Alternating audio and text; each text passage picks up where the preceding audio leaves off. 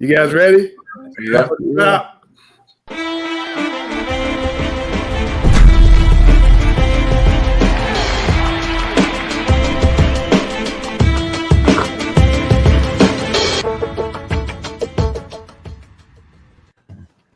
Man, we're back with another edition of Talking Prep, and we have a jam-packed show today.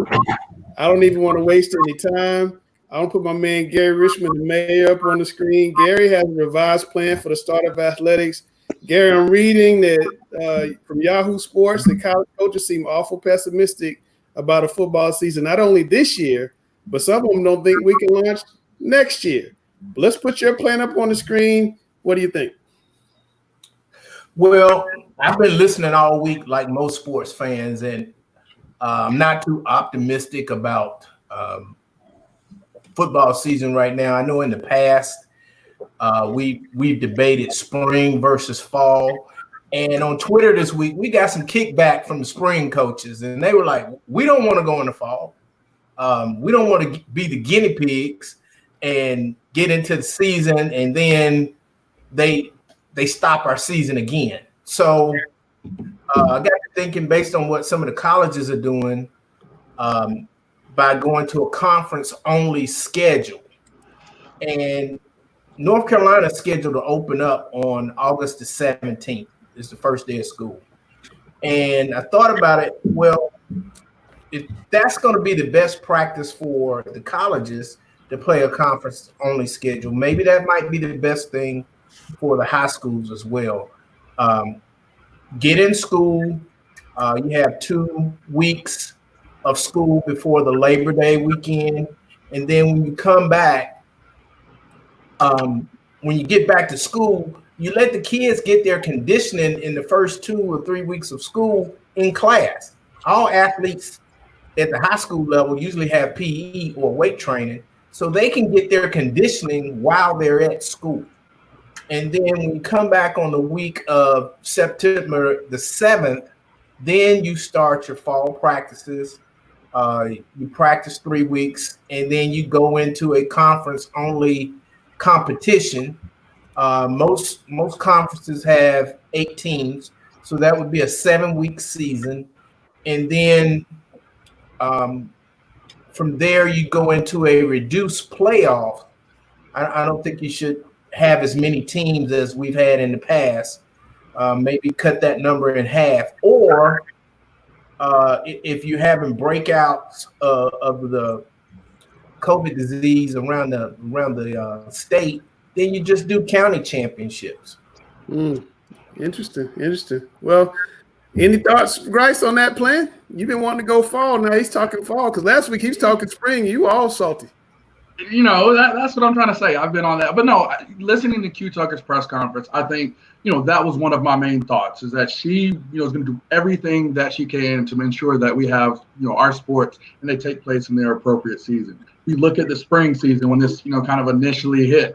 You had the situation where, sports were being suspended for a time period. I think it was maybe 2 or 3 suspensions before the ultimate cancellation of the spring sports season. I think that she's been very consistent, and I actually was very impressed with how she had handled the press conference last week. So I like that, Gary's come over to the dark side, but, I do think that it's, a situation where we want to be respectful. And I've said that on here to our spring coaches to ensure that, hey, we're putting everybody in the best chance possible and not giving them the short end of the stick again. Absolutely. Well, guys, I want to bring in another special guest. We're going to bring in Zack Massey. He's a professional at Northwest Cabarrus. How you doing, Zach? I'm doing good. Thanks for having me on. Thanks for coming on, man. Tell everybody who your dad is. So my dad is the late Ron Massey. He coached at A.L. Brown for a little bit and at Kings Mountain prior to that. So I grew up around the game of football and just sports in general my entire life. So I've seen what it can do for people as far as bringing communities together, helping student athletes in particular to have a system of support and stability within their coaches and their teammates. And sports can be a very unifying thing. And specifically with student athletes, they tend to be looked at as people who have things together and don't have that capability of struggling. But as we all know, we all have have our issues. And I just want to talk on here today about just some mental health awareness and what student athletes can do as we're all trying to figure this thing out with this COVID pandemic. Well, we definitely want to do that because we've heard some kids going through some real tough times during the pandemic. But before we get to that, Chris, how good a coach was his pop? Oh, Coach Massey is one of the better coaches. I would certainly put him in the top echelon of coaches in the state of North Carolina. Having coached against him when I was at South Rowan and also later on becoming really close with him, just a great guy. And it was just my honor to know him and to really compete against him. He may have been a man of very few words, but when he did speak, you shut up and listen because he had something very important to say. Yeah. Zach, the first question I got for you is what are you seeing right now in terms of athletes and mental health as it relates to COVID being, sitting out for so long, and what concerns do you have? I think the biggest one to me is, as we know, athletes tend to have a lot of their self-identity based upon being an athlete and being known for that. So there's a sense of self-worth that exists within that realm, but having this fear of the unknown of whether the season's going to happen, whether they're going to be able to, play this year and things like that. It's just that sense of the unknown that really is kind of a sense of dread for athletes right now. And, you work so hard throughout your high school career to get to the point where you're an upperclassman, and to be told that you might not even have a season, that definitely can affect students in a negative way. Yeah. You were at Wake Forest, and that's a very prestigious academic university. And even though they play Division I sports, it's fairly small for a Division I university. My question to you is, were athletes treated any differently on campus as far as some of their concerns as far as mental health is concerned? Yeah, that's a great question. I definitely think that there probably when I was there, the aspect of discussing mental health among student athletes just didn't exist. Again, we see athletes as these people who are impervious to struggle, whereas I saw a lot of my teammates, especially at such a small school, a predominantly white institution, my black teammates and things like that, who are going into this situation being a very small minority on campus and not having maybe sometimes the resources and the tools to support that.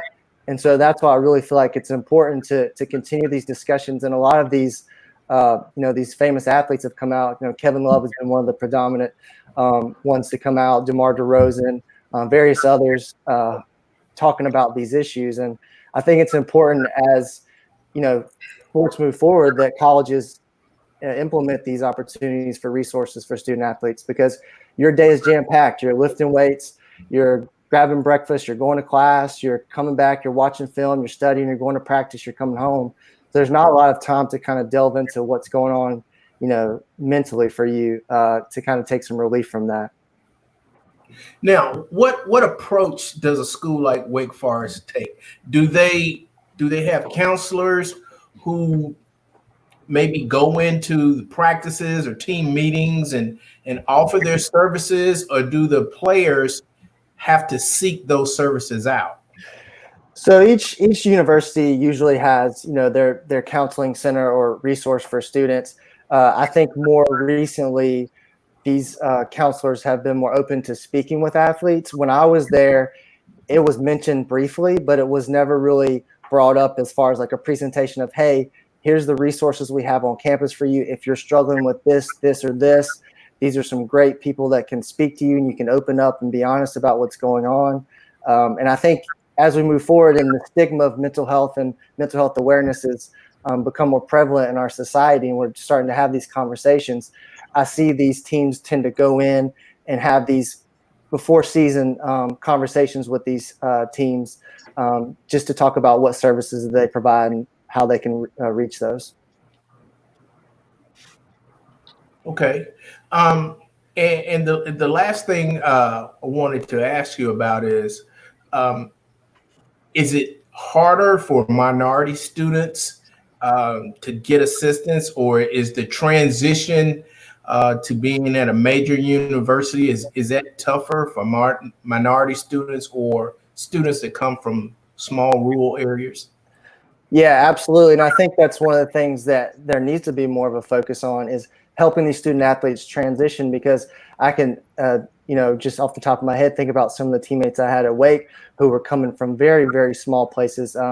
Particularly, I had a roommate who came from Pahokee, Florida, and, Winston-Salem, North Carolina, being at an pretty much all white institution, coming from Pahokee, Florida, and some of the cultural transitions and things that they weren't aware of, and having those support systems in place is extremely important. And I don't think that as a society, we really thought about that, specifically for minority student athletes. So having those bridges in between them coming to school, giving them the resources of support is very important. I think hopefully something that we can provide, colleges can provide moving forward. Oh, well, Coach, Zach, my first concern is the long-term mental health effects that this is having on our student athletes. I wanted to ask if you shared that same concern. And before you answer, I just want to say, is missing all this time in the classroom and on the fields and the concerns with the recruiting and the scholarships and all of that, will this have a long-term effect on our young student athletes? Absolutely. And I think the biggest thing is that sense of pressure. Like you mentioned, some of these kids are working their entire lives for this opportunity for a scholarship or to get the opportunity to continue their education as well as their athletic career, and sitting out of school, not being in the classroom with your peers, with your teammates, having that sense of camaraderie. And for some students, unfortunately, they're going home and there's not stability at home, whether it's a one parent household or whether it's, just a lot of issues at the home, where when you're with your teammates and you're on the practice field or you're in the classroom, there's a system of support there that exists, and having your coaches there to help you and things like that. But not being able to physically be in that realm is certainly something that I worry about student athletes, especially ones that that they're relying upon their junior or senior year to get that college tape out there, to get the opportunities to play. And unfortunately, they might not have that. And so definitely allowing them the space to be with their teammates and to be in the classroom and be on the football field or wherever they're playing can give them that sense of system and support. Well, I'm glad you brought up that. And a follow-up question I want to ask you, and you grew up in a household where your dad was the coach. So you guys had household questions, and then you also brought practice home with you. I'm sure that you discussed football at different times. And you and I both know that in a lot of situations, the coach is like a parent or like an extension of the leadership to that young man or young woman's life, to where they may recognize mental health concerns before even the parents do. But Zach, the question I have is, what signs should parents look for in their kids to know that there may even be an issue? And where can the student athletes, the young men or women, go confidentially to look for some help themselves if they feel like they're having a mental health issue? Yeah, I mean, I think the biggest thing from a parent standpoint that you can do is have those conversations with your kids about, hey, if you're struggling, we need to talk about this. And there's no sense of judgment involved. There's a sense of openness and honesty, and just trying to start those dialogues and those conversations would be my first thing. And as far as like signs or symptoms, I think a sense of apathy, a lack of energy, maybe obviously change in mood, things of that nature, maybe being a little more quiet or reserved, or maybe being a little more outspoken, and just different changes in behavior in general. But to me, it really all starts with setting that precedent at the beginning of having those conversations and just checking in with your kids every now and then and saying this is a place of non-judgment. And if you are having struggles, seek support. Don't be afraid to be vulnerable. There's plenty of tremendous counselors out there within the Charlotte community and around the state of North Carolina. There's a bunch of different search support systems they can look up. Psychology Today is one of them, where you can kind of cater the counselor that you're looking for. Like, are you dealing with depression, and do you want someone who works primarily with athletes, or that's one of their specialties? So you can kind of refine those searches like that and find someone who fits you and what you want to learn and grow from. So yeah, there's opportunities out there, but it all begins with starting that conversation and having that dialogue. Well, Zach, I appreciate you joining us tonight. Like Langston brought up, watching your father coach. I absolutely loved watching you play. You was a great tight end in A.L. Brown. But more importantly, I appreciate you joining us on this conversation because I think it's so vitally important to the young student athletes and their parents. And I appreciate what you're doing as an advocate to really promote this topic even today. So thank you for joining us. Well, I appreciate you having me on and letting me talk on this topic. It's a really important thing I think that we need to talk more about. But I appreciate it, and thanks for having me on, guys. All right, Zach, take care of yourself, my man. Good stuff. Awesome. I got one statement to talk about. Like, you'd be amazed at how important wellness checks are. You know, that little thing that me and my wife were on, can't tell you about it necessarily, but we were picked to be on that show. Why you keep bringing it up if you can't tell us about it? This is so important. It's so important. I learned a lot from it. Every time when we got done with each day, we would have to go talk to someone for a wellness check. It was mandatory, and we couldn't do it together. And it was a great way to just open up conversation. And I think that we could use that definitely in today in multiple ways. And it's very good when you just start talking. You know, it really is. When you open up, you know, it's important. So I'm very big on wellness checks and things like that. All right, guys, I want to bring in our new high school intern correspondent, Mackenzie. Tell us a little bit about yourself, Ms. McClain, and tell us what the goals are here. So I'm 17. I'm going into my senior year at Hough High School, and my main goal is to end up on ESPN one day and do sideline or reporting or in-house stuff. And I just want to be in sports for the rest of my life is the main goal, whatever that may be.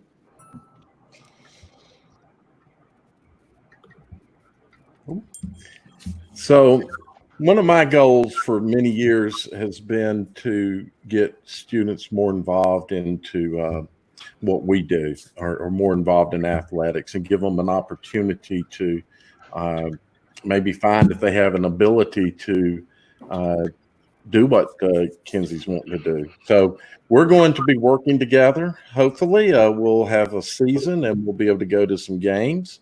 I've had some thoughts on some things that we can do. Last year, Sam and I had a lot of fun discussing games, etc. And I'm hopeful that we're going to be able to do that and get Kenzie on the sidelines to talking with people. And maybe you can tell us just a little bit more about how do you feel about that. Also, I want to mention that we discuss maybe even having some interviews during the week with students and having you do something each week. So I'm going to throw it at you, Kenzie.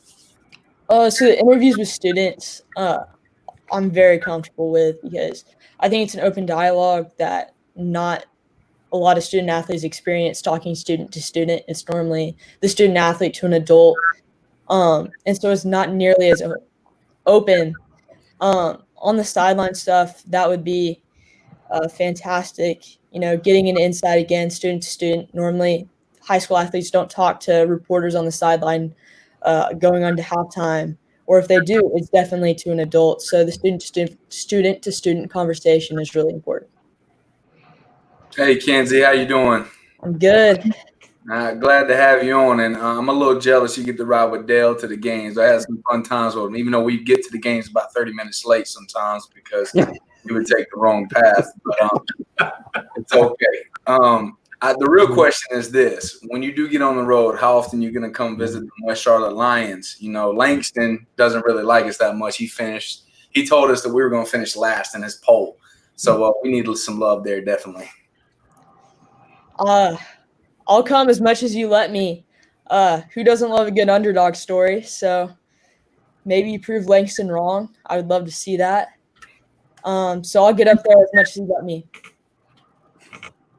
Well, not all of us would love to see that. That's very clear. Not all of it. So, you know, Kenzie, we have a little rivalry, but when you come down off of exit 25, you don't have to go far. Like, you can get right off at exit 23, you get down Gilead Road and come on over to the north side of Betty's Ford Road over to Hopewell, But, I really am, excited that you're on with us, as coaches and, those of us very close to the game. We do enjoy getting the chance to talk with students and see their passion and things that they're excited about. So, I just want to get into, what made you kind of take that step to reach out to Langston and Dale and really take this next step in your hopeful future career.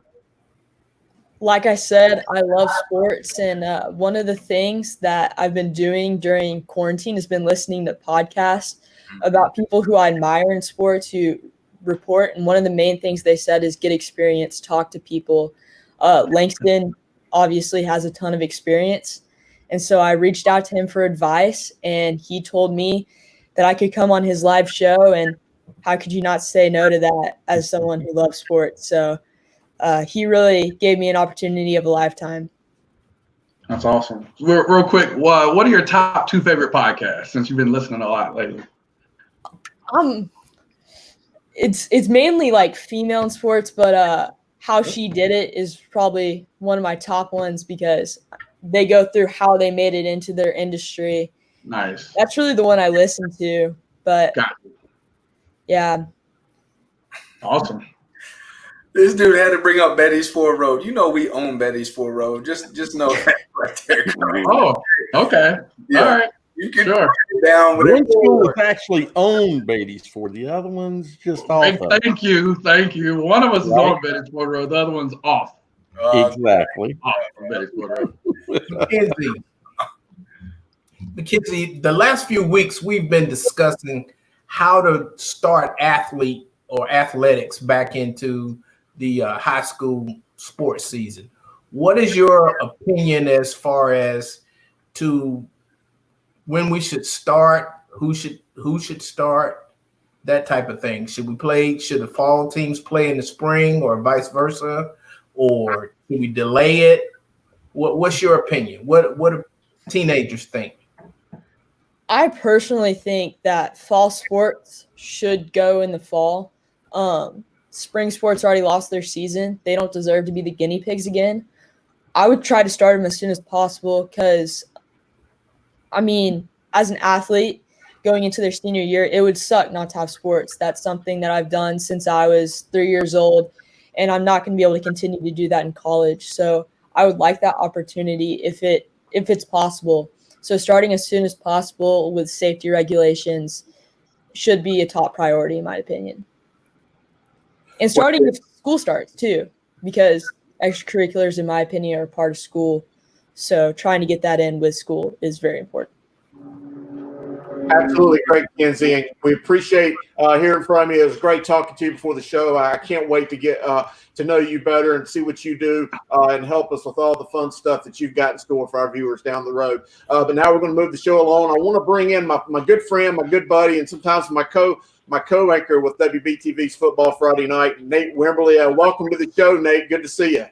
Hey, how's it going, guys? Good. Nate's official. Look at him. Got it set up. Nice. Look, don't start, Coach. Don't start. He always does this, man. Yeah, you better watch out, Nate. He'll challenge you to a basketball game, too, if you don't watch. No, basketball's not my thing. I stay in my lane. Stay in your lane. So I'm with you. Hey, Nate, before we get going, we got a lot of questions for you. But how long has the Football Friday Night Show been on the air? And you guys were the original high school football highlight show, if I'm not mistaken. Yeah, you caught me off guard on that one. It's well over. We might be 36, 37 right now. They in Charlotte, we are the original. I think WRAL in Raleigh might have us by a year as far as the longevity. But yeah, we've been going strong for a very long time here at WBTV, and hands down, I believe we're still the best, even though we've had some changes due to network restrictions. I still think we're the best at what Absolutely. We do. I mean, we still get out there and we bust it. And I at this point, I just hope we got a high school football season this year. Definitely. Yeah, that look right there. I just hope. That's my I hope look right there. That's the I hope look. Question. I think Gary was going to take over right here and ask you a question. But anyway, I think the answer was 1981. I think it was at South Mecklenburg State Championship was the first year that they started it, if I'm not mistaken. That it was the South Mech year when they won the state championship. Charlie Frederick and who was the producer at that point in time, and Paul Cameron, they were like, man, we got to find a way to be able to, promote this a little bit more and maybe, highlight high school football. And that's where it was born that year that South Mech made the run to the state championship in the early 80s. And since that point, it's jumped off not only for us, but for all the stations in Charlotte. And let me just take a stop right here. Yeah, I want to promote WBTV, but the fact that the Charlotte area has a rich amount of coverages as far as it goes with high school football. Just about every station in town does something. You got the newspapers doing a lot. I mean, we're doing a lot for these kids and promoting the fact. Feel lucky, Charlotte, because that doesn't happen in a lot of metropolitan areas in around the country. So be thankful and fortunate that you got this, because there are some places in this country that the high school student athletes, they get no pub. It's all about the pros and the college, and high school, whatever.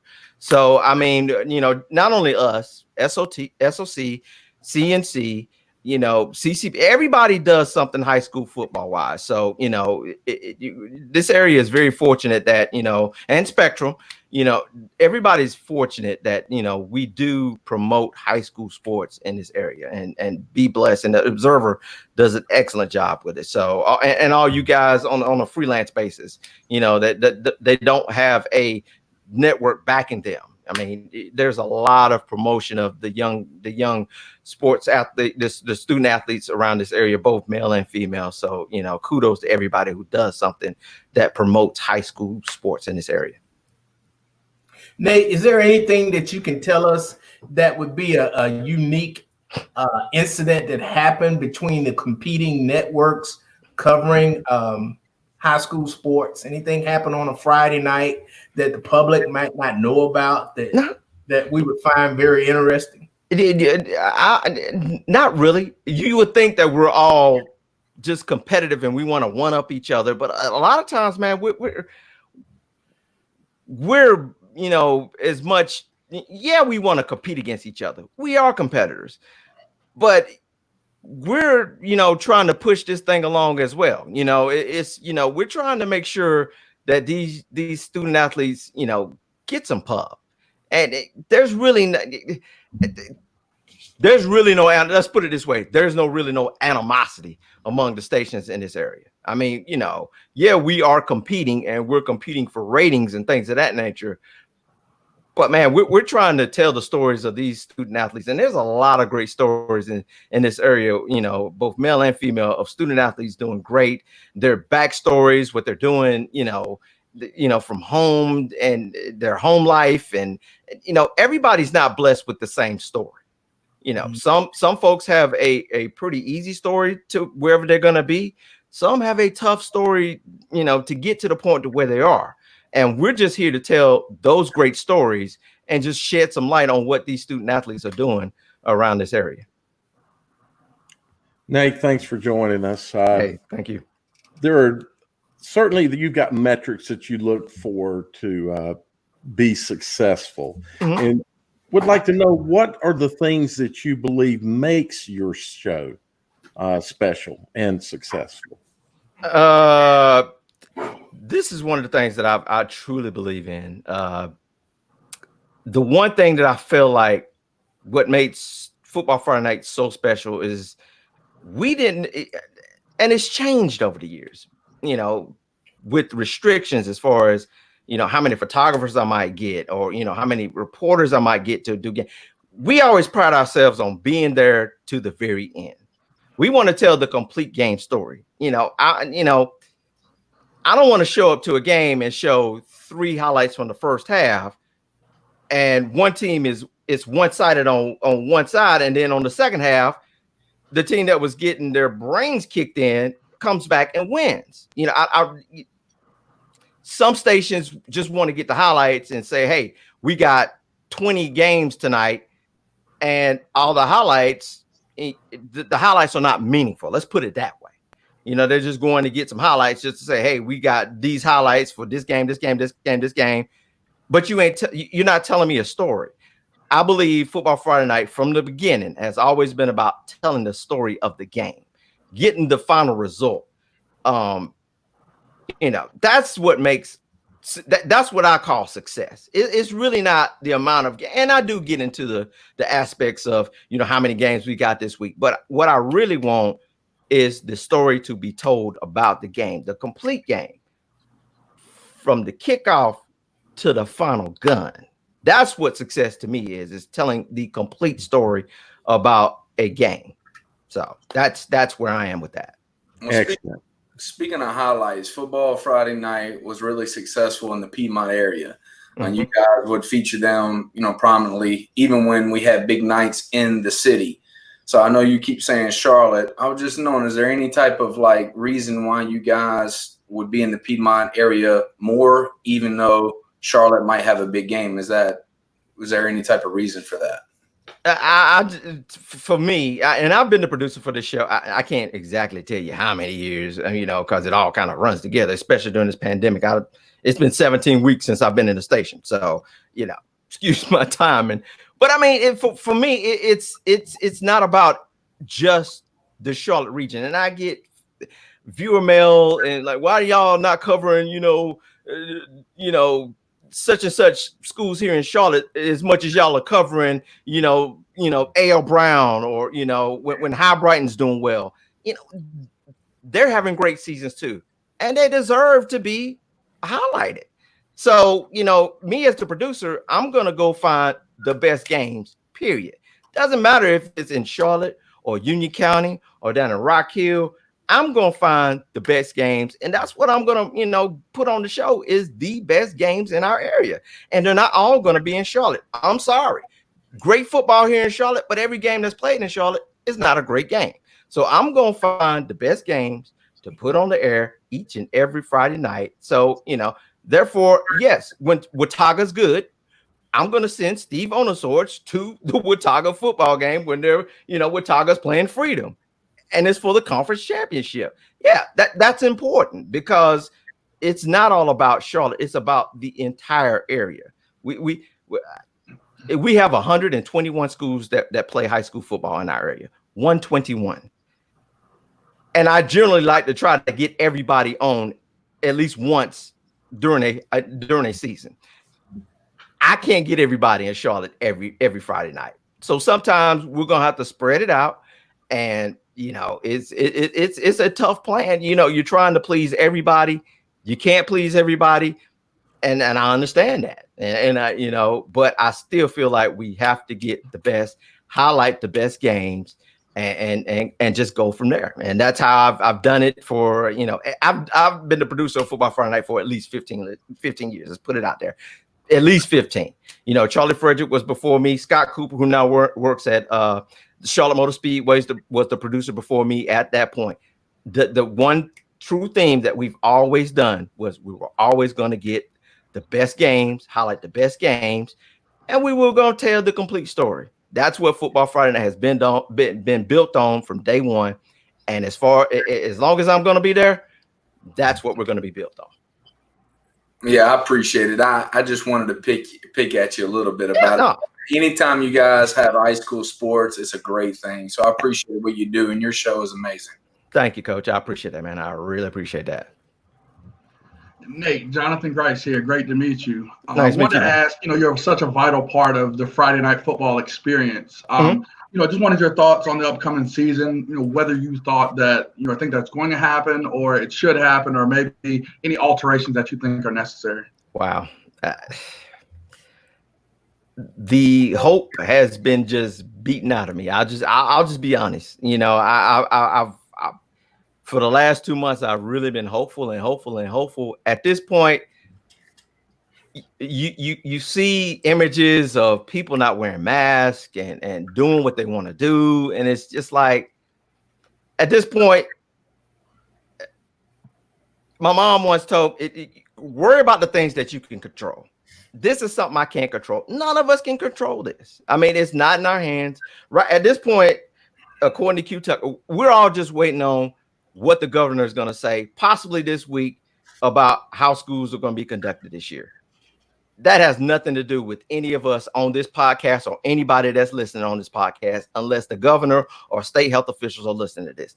It's really out of our hands. So at this point, I'm really not worried about what's going to happen. I think in my heart of hearts, I don't think they're going to have school in the early part of this year. Therefore, there will be no sports, because Q said if it's not safe enough for kids to be in school, then more than likely it's not going to be safe for them to be in those facilities to be able to conduct those games. So I don't think, in my heart of hearts, I don't think they're going to have school maybe the first 6 to 9 weeks in person school. It'll be just virtual learning, and then they might come back. And the one thing, I was on the call with Q the other day, and she brought up, maybe, if it comes down to an October 1st start, at that point I was like, ooh, whoa, because then it's like, so we're gonna shrink this season down to pretty much nothing. And then it was like, maybe it's just the regular season and it ends with a conference championship. No, I want to end with a state championship. So if it has to come to an October 1st start, I'd rather see it move to spring. And then on top of that, I would hate to really see that move to spring, because then you got elite athletes like, Drake May and Will Shipley and Power. These guys have got to make a decision. Do I graduate early and go to college, or do I want to win a state championship? And all those guys have a chance at doing something special at their school. In the case of Will Shipley, win 3 state championships. And that's never been done for a Union County team. Powell Elkins back to back. I mean, Drake May just to win a state championship. Why? I don't want to put those kids in a position where they have to decide. Now, for Drake, is Sam Howell leaving school this year? No. So it's kind of an easier call for him to make. But, for some of these guys, it's not an easy call to make, So I feel for the people who have to make those decisions, the higher ups that have to make those decisions. And it's a trickle down effect to where kids will have to start making decisions that, a high school senior shouldn't really have to make it to make am I going pro or not? So now am I going college or not? It's just, it's a sticky situation. It's a bad situation that we're in, but we're in it. And, in my heart of hearts, I just think the one thing I don't want to have, I would rather see it start August 1st or early August. If it doesn't start then, let's move it to spring. I don't want an October 1st start where will we have a state champion? That's the technical. I don't think we can crown a state champion if they start October 1st. I just don't see that happening. So I just think we got to have a state champion. And an October 1st start, I think, will not give us a true state champion. That's my opinion.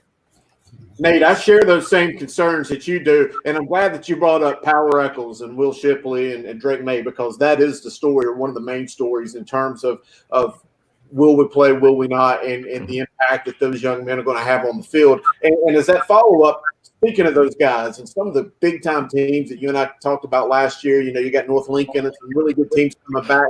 On paper, this looks to be one of the best high school seasons that we may have had in the Charlotte, North Carolina area in many years. What's your thought? Because I think that if we play, this could be the season that we talk about for generations. Chris, this season more than any, for this to happen at this point in time is the worst time it could happen. I mean, a pandemic is never good at any time. But as far as high school football in this state, this is one of the worst times for this to happen. The non-conference games that are on this slate it's a slate that I've been wanting for many a years. You got Myers Park, Mallard Creek. I mean, it's winning, and the game that I will give all those games away for just one game, and that's Weddington and Vance. You got Will Shipley on one side and power Elkers. And normally you don't get that, and it's really not in football, it's not a one-on-one battle. But in this case, you got a running back and the best running back in the state, or the best all-purpose back in the state, versus, if not the best linebacker. Those two are going to they're going to meet at some point in that game. And it's not the first game of the year. It's towards the end of that non-conference schedule. So you're going to get the best. Both teams are going to figure out who they are, and they're going to come together and meet. And that is the game. I would give all the other great non-conference games away just to have that game. And for that game to be threatened at this point, man, I'm just like, wow, this is just absolutely.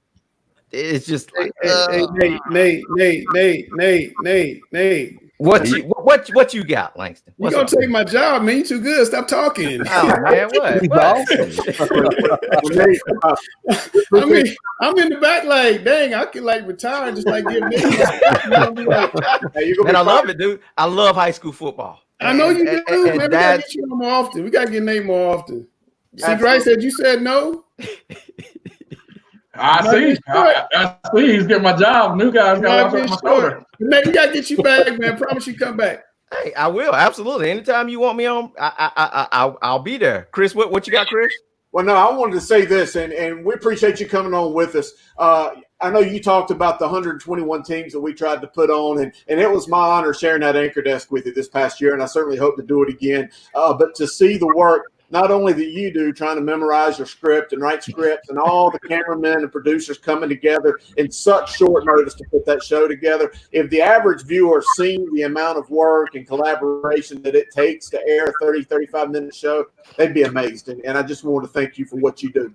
Hey, I appreciate that, Chris, man. It's a magic trick every Friday night, but somehow we make it happen every Friday night. The biggest magic trick that nobody knows is that as soon as the weatherman clears and it's done, you and I run like jaguars to try to get the helmets on the desk. I mean, we do like an hour's worth of work in about 20 seconds. It's amazing how that When I was a kid, 11:30 on Friday night, you were at Godfather's Pizza watching football Friday night. Wow. Yeah, I'm old, man. I remember that. Yeah, that's old school right there, bro. Yeah. You done brought out Godfather's Pizza. Godfathers. You done brought out Godfather's. Thank you, man.